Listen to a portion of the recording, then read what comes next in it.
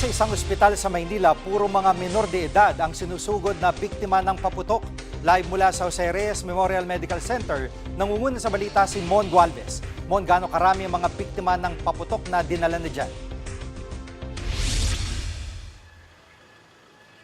Jiggy, aabot na sa 16 na mga firecracker-related injuries ang ginamot dito sa JRRMMC mula December 21 hanggang ngayong araw.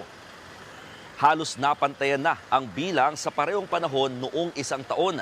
Karamihan nga sa mga nabiktima ay pawang mga menor de edad. Itinuturing silang mga active patients o yung sila mismo ang nagpaputok. Karaniwang uri ng firecracker o paputok na gamit ng mga nadidisgrasya ay triangulo o 5-star. King Kong, plapla, bawang at mga hindi nila malamang uri naman ng firecracker. Kabilang sa mga naka-admit ngayon sa ospital, yung 12 anyos na lalaki sa Tondo, Maynila na malubhang nasugatan. Siya yung kasama ng batang namatay matapos ding masabugan ng napulot lamang nilang paputok. Narito ang pahayag ng pamunuan ng ospital. Multiple blast injury, secondary to different po na fireworks po na napulot nila nung kasama niya na sinindihan po nila, and then unfortunately po yon sumabog po talaga ng malakas na nagkaroon po siya talaga ng malaking sugat po dito sa kanyang shoulder po na kailangan po ng wound debridement. Tapos po yung mga iba pa pong mga parte ng katawan niya tinamaan, even yung eye din po niya. Ano pa ang kasong binabantayan dyan sa Jose Reyes? Jiggy, bukod sa mga nabibiktima ng paputok, pinakabinabantayan din at naka-alerto mismo ang ospital sa dumaraming kaso na tinatawag na holiday heart syndrome na nauuwi naman sa stroke.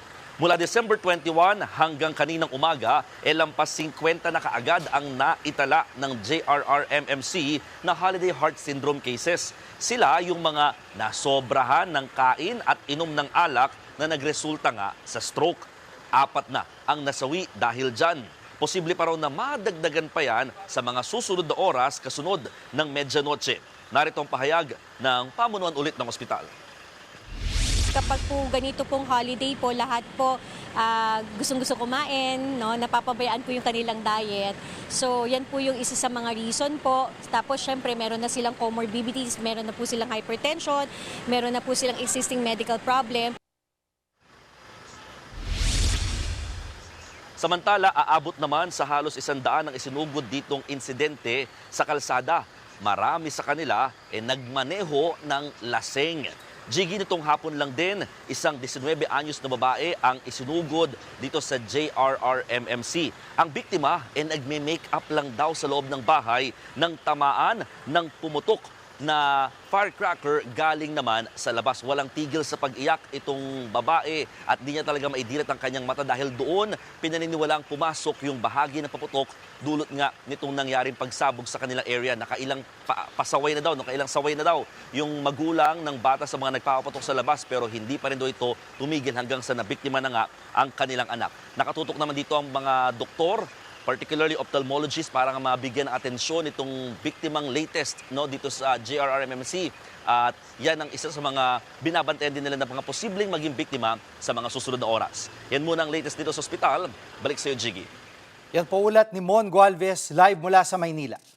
Mga kapatid, Jiggy Manikad po. Pagdating sa mahalagang balita sa loob at labas ng bansa, dapat una sa lahat, mag-follow at mag-subscribe na sa social media pages ng News 5.